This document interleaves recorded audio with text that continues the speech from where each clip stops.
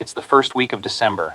Your neighbor's garden is dead, blackened tomato vines, soggy zucchini nobody picked, a compost pile nobody's touched since October. You're standing in yours. Light jacket, cutting spinach, fresh dark green spinach, in December. And here's the part that sounds like it shouldn't be true. That spinach tastes better than anything you grew all summer. Cold doesn't just fail to kill it. Cold sweetens it. When temperatures drop, the plant panics. It converts its own stored starch into sugar, its own natural antifreeze. Growers have measured this. Fall-grown greens run noticeably sweeter than the same plant grown in spring. None of that is luck. It's a decision you make right now in August, while everyone else thinks the season's over. It's not. And in a few minutes, I'll show you the one crop on this list you plant this month and don't harvest until spring. And it'll have you eating while your neighbors are still staring at frozen mud. But first, something's probably already cost you a harvest, and you don't even know it. Most people think planting season winds down in July, maybe August at the latest. If you've already written off your garden this year, that's mistake number one, and we'll get past it fast. Here's the real one. The one that looks exactly like your fault when it isn't. You go out in August, you sow a row of lettuce or spinach the same way you always have. You water it faithfully, nothing comes up, not a sprout. A week goes by, nothing. You think, bad batch of seed. You didn't get a bad batch. Here's what actually happened. Lettuce seed doesn't germinate buried in the dark. It wants light to wake up. And once soil hits the upper 70s, low 80s, a totally normal August afternoon, that seed shuts down, goes fully dormant. It's not broken. It's waiting for conditions that never come in time. And that's the expensive part. It's not one ruined row. You've burned 2, maybe 3 weeks off the only planting window you've got before first frost ends the conversation entirely. In August, 2 weeks isn't a rounding error. It's the difference between a full harvest and an empty bed. The fix takes 30 seconds and costs you nothing. You'll get it when we hit lettuce. But first, who says any of this is even true? Let's talk about why cold weather planting actually works, on a level most gardening channels never bother explaining. Why does cold actually make vegetables better instead of just killing them? This isn't a trust me thing. There's real biology behind it. When a plant senses heat stress, it triggers an internal alarm. Proteins spike, and the chain reaction ends with a hormone telling the plant to bolt, shoot up a flower stalk, give up on making tasty leaves. That's why spring lettuce turns bitter and goes to seed the second it gets hot. Not bad luck. The plant's own panic response. Now flip it. Shorter days, cooler nights. That alarm system switches off. The plant stops burning sugars, trying to bolt. Instead, it sits there quietly stockpiling them in its leaves. That's the actual mechanism behind sweeter fall greens. It's measurable. Growers have clocked meaningfully higher sugar content in cold-grown greens versus the same variety grown in spring. Not a gardening myth. Chemistry is working in your favor, and it's not just lab data. Growers who log their first frost date every season have pinned down the exact week their nights cool off enough to plant certain crops, down to almost the exact day. Not a guess off a seed packet, someone who's been burned enough times to actually pay attention. So no, August isn't too late. It's early for a different kind of harvest, one most people never bother planting for. Here's the deal. I'm walking you through 13 vegetables you can still get in the ground this month. Real varieties, real numbers, no guessing. Stick around for all 13. The last one isn't just another vegetable on a list. It's the one crop where the entire trick is that you don't harvest it this fall at all. You tuck it in, winter freezes it in place like it's sleeping. And then, right when everyone else's garden is still frozen mud in early spring, it explodes into the biggest, sweetest harvest of the entire year. Before anyone else has a single thing growing. That one's coming last, for a reason. We're starting with the fastest, easiest wins first.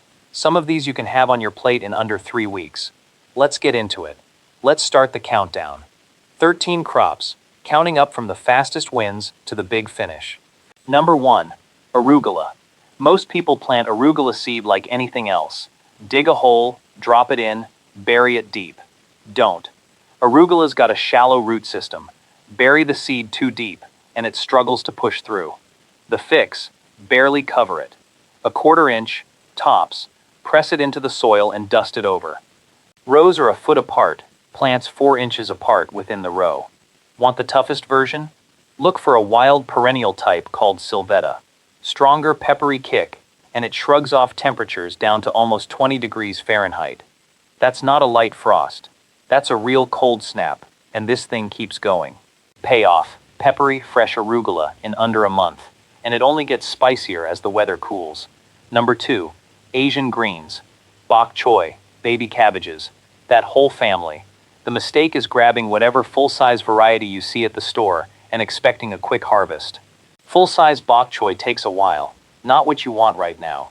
What you want is a baby variety, baby choy or toy choy, bred to mature fast, 30 to 35 days, harvested small on purpose, 8 inches apart, quarter-inch deep, soil consistently damp while they establish.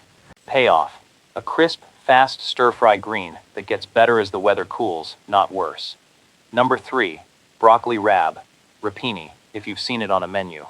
Here's the mistake almost everybody makes: starting it indoors and transplanting, like broccoli. Don't. Delicate root system. Moving it shocks the plant hard. Direct sow this one. Quarter-inch deep, soil not too acidic, pH above 6. Look for a fast cultivar like Sesentina grossa, and you're looking at harvest in as little as 35 days. Payoff: peppery, tender, one of the fastest brassicas on this list. 3 down, 10 to go, and they get better from here. Number 4. Cabbage. The mistake in August: direct sowing cabbage seeds straight into the garden, same as arugula or lettuce. Don't. Cabbage from seed needs 60 to 90 days to form a real head. Factor in cooling weather slowing everything down, and you're cutting it too close, maybe too late. The fix: transplants. 4 to 6 week old starts, grown yourself or from a garden center. 18 to 30 inches apart.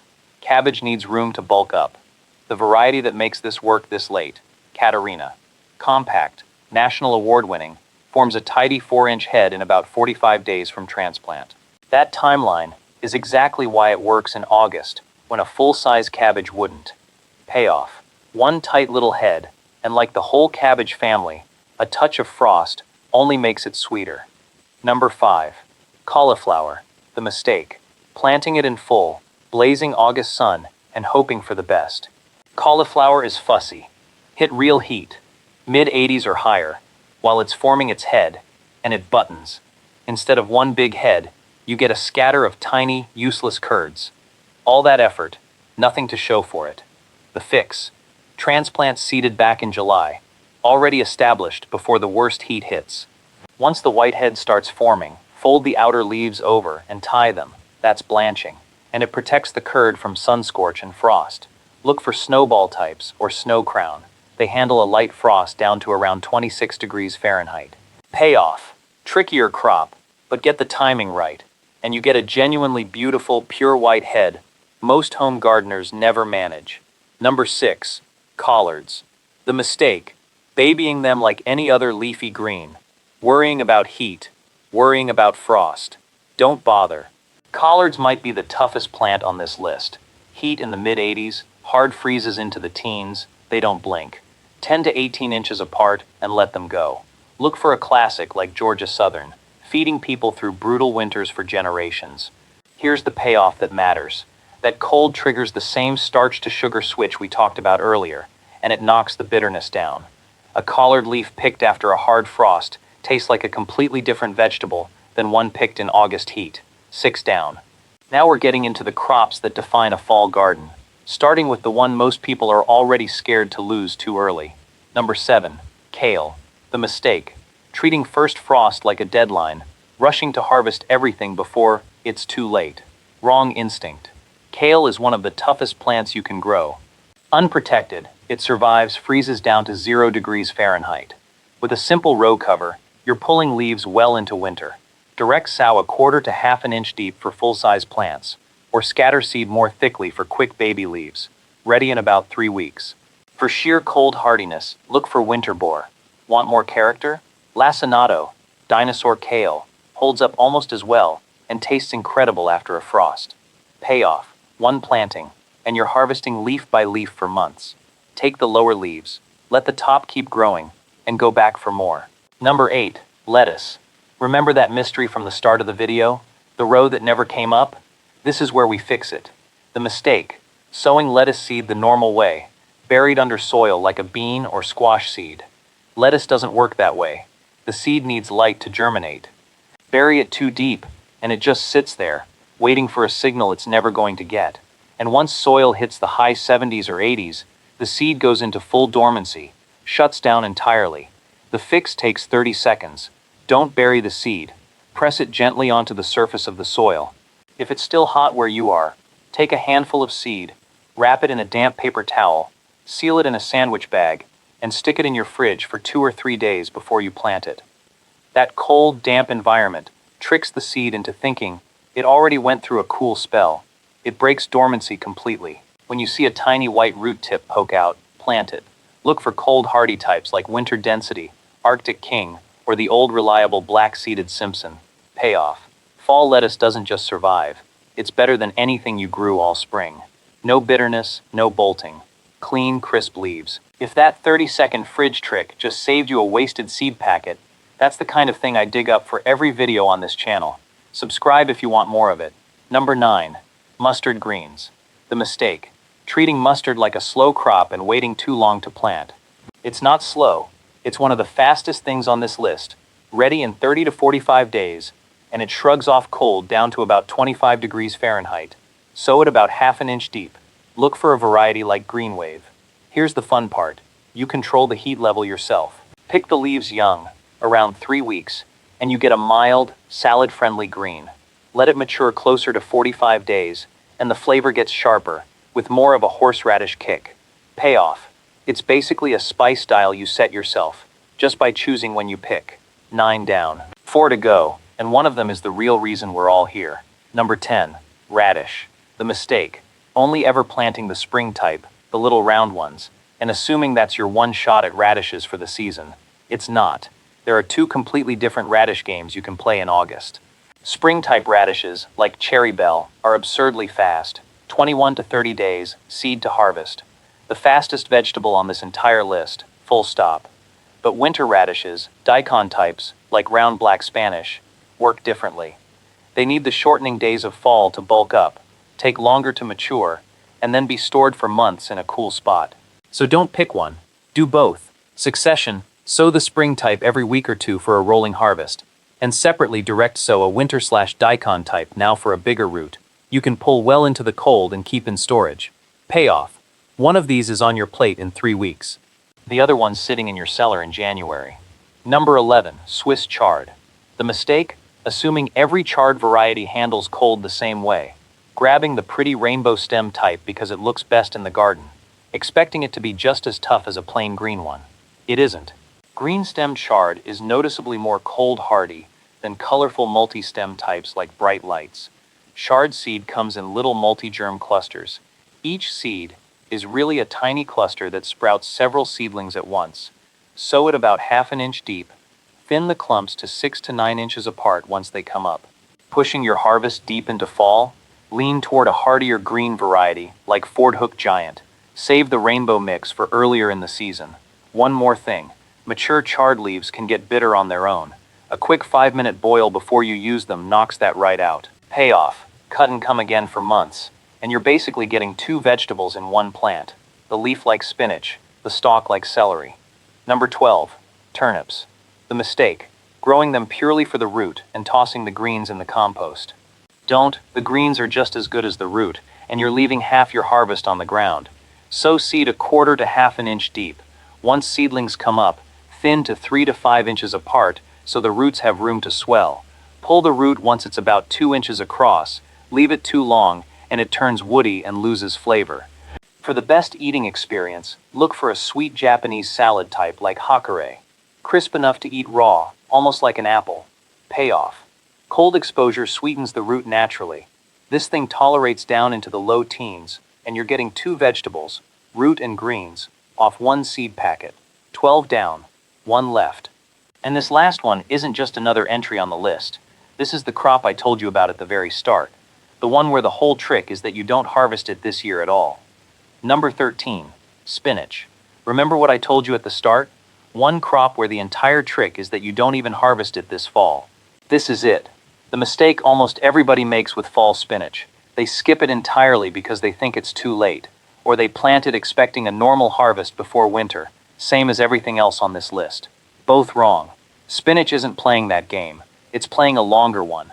Sow your seed in late August or September. Remember the fridge trick from lettuce? Same deal here. Spinach hates hot soil even more than lettuce does.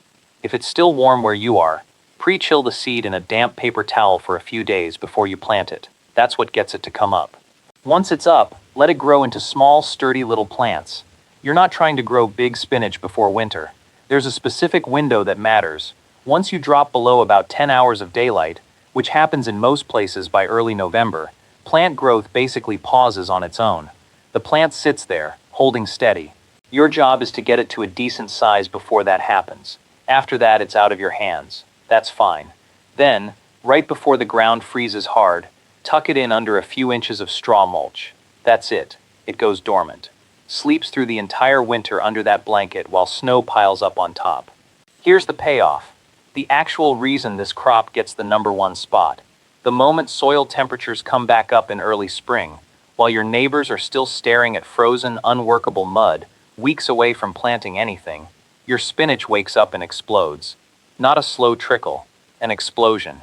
Huge, lush, tender leaves, weeks ahead of anything anyone else in your neighborhood could have in the ground. Cold hardy varieties like Bloomsdale or Winter Bloomsdale are built exactly for this. They'll ride out temperatures down to 10 degrees Fahrenheit, straw blanket or not. Think about what that actually means. You planted this seed in August, before summer was even over, for a harvest that shows up the following spring, earlier than anything anyone around you has growing. That's not a fall crop. That's next year's earliest, sweetest harvest, and you already have it locked in before the leaves have even turned. That's all 13. Let's run it back real quick. 13 vegetables you can still plant this month. Arugula, Asian greens, broccoli rab, cabbage, cauliflower, collards, kale, lettuce, mustard greens, radish, Swiss chard, turnips, and spinach. The one that doesn't pay off until spring, but pays off the biggest. That's a full fall garden. A full winter of greens if you play the cold hardy varieties right. And one crop already working for you next spring, before your neighbors have even picked up a trowel. August feels like the season's winding down. It isn't. It's the doorway into the best stretch of the whole gardening year, the one almost nobody else is paying attention to. Before you decide it's too late and let that bed sit empty all winter, go out, look at your garden, and picture it in December. Picture your neighbor's dead tomato vines and that soggy zucchini nobody picked. Then picture yourself out there in a light jacket, cutting spinach. That's the version of your garden that's still available to you, but only if you plant it now. If this saved you a wasted seed packet or gave you a plan for the next few weeks, hit like, drop a comment with what zone you're in and what you're planting first, and subscribe if you want more of this. No fluff, just what works. See you in the next one.